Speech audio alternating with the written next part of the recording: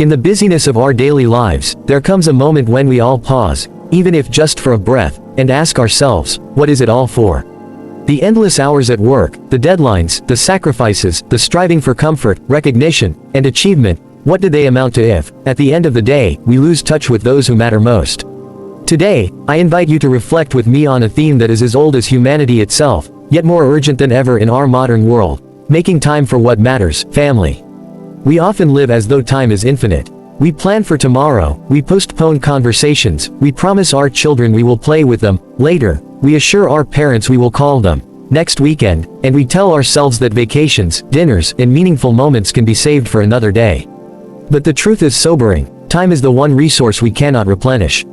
Once gone, it cannot be earned back. We can recover lost money, rebuild a career, even mend a broken home, but the hours we withhold from those we love are gone forever. Our greatest tragedy is not that we do not have time, but that we assume we always will. Society applauds the busy. We reward the overworked. We glorify exhaustion as though it were a badge of honor. "I've been working non-stop," we say, hoping for admiration. And indeed, the world cheers us on when we sacrifice family dinners for boardroom tables, bedtime stories for business calls, anniversaries for deadlines. But here lies a quiet contradiction. The very people we are working so hard for, our spouse, our children, our parents, become the ones most deprived of our presence. Success, at its purest, should create more time for family, not less. Yet how many stories have we heard of mothers and fathers, men and women, who amassed wealth, titles, and possessions, only to realize too late that they missed the very moments that gave meaning to their toil. Consider a child's life. There are only so many times you can rock them to sleep before they no longer fit in your arms. Only so many school plays, so many firsts, first words, first steps, first goals scored, first heartbreaks, before those moments slip into memory. A child does not say, "Father, Mother, please buy me more toys."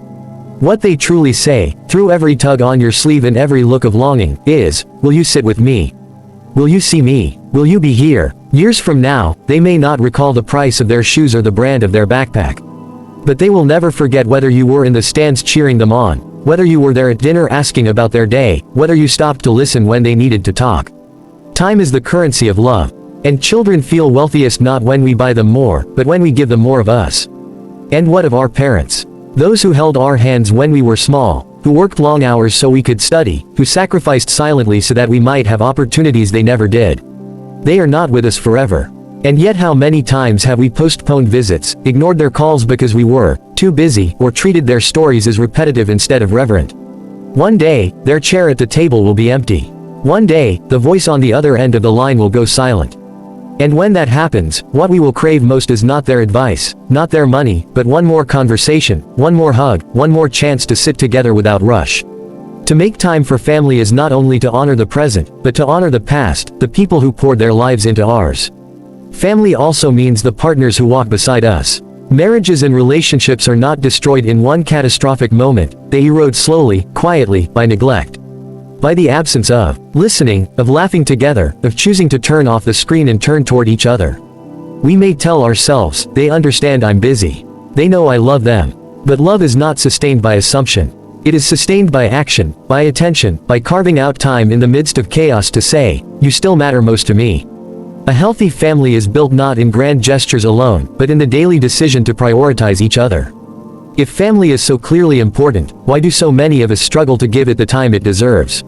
The answer lies in distraction and illusion. Distraction, because our lives are filled with endless noise, emails, notifications, scrolling feeds, that steal our attention in tiny increments until hours vanish. Illusion, because we believe family will always be there. We think they will wait. But every passing day proves otherwise. We forget that our careers can replace us within a week of leaving, but to our families, we are irreplaceable. We forget that the world will move on if we step away, but our children, our spouses, our parents, they only have one of us. So how do we realign our lives? How do we move from words to action, from neglect to presence? 1. Redefine success. True success is not only professional achievement but also personal legacy. Ask yourself, if I gained the whole world but lost connection with my family, would it be worth it?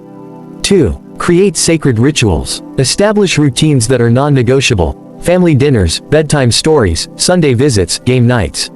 Protect them as fiercely as you would a business meeting, because they are more valuable. 3. Be fully present. It is not enough to be physically near, we must be emotionally available. Put down the phone, look into their eyes, listen not to reply, but to understand. 4. Prioritize moments over things. Instead of chasing the next material upgrade, chase experiences, trips together, cooking meals, walking in the park. Memories outlast possessions. 5. Learn to say no. Every yes to overwork, to unnecessary obligations, is a silent no to family. Choose wisely. 6. Express gratitude often. Tell your spouse, your children, your parents that you love them. Do not assume they know. Gratitude unspoken is gratitude wasted. Someday, when our time here ends, no one will stand at our funeral and recite our job title. They will not list the size of our bank account or the number of hours we worked overtime. What they will remember is the kind of parent, partner, sibling, or child we were. Legacy is not built in boardrooms. It is built in living rooms, around dinner tables, during late-night conversations, and in the quiet consistency of showing up. Let me share 2 brief stories. The first is of a father who worked tirelessly to provide for his family. His son grew up watching him leave early and return late. When asked one day what he wanted to be when he grew up, the boy replied, "I want to be a phone." Surprised, the father asked why. The boy answered, "Because you always make time to talk to the phone, but you never have time for me." That father never forgot those words. The second is of an elderly mother in a nursing home. Her son, a successful businessman, visited her once every few weeks. One evening, she told him, "When you were small, you wanted me to sit beside you so you could sleep. Now I am old, and I wish you would sit beside me so I could rest." He wept, realizing too late that the cycle of time had turned. These stories are not meant to gild us but to wake us. Because we still have the chance, today, to choose differently.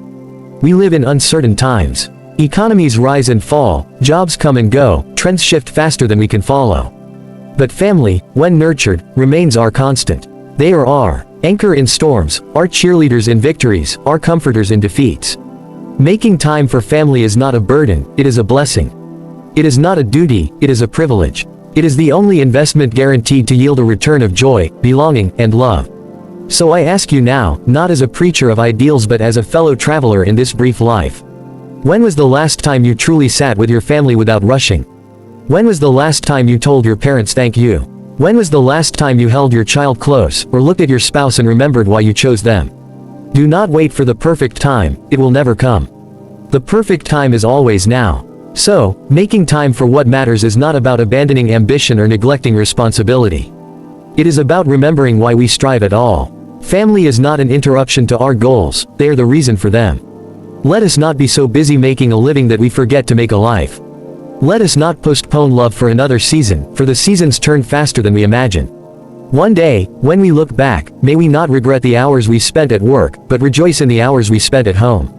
May we be remembered not only as achievers, but as present fathers, loving mothers, devoted partners, grateful children. Because at the end of all things, it will not matter how much we owned or accomplished. What will matter is who we loved, and how well we loved them. So I leave you with this charge: make time for what matters. Make time for family. Not tomorrow, not someday, but today. Thank you.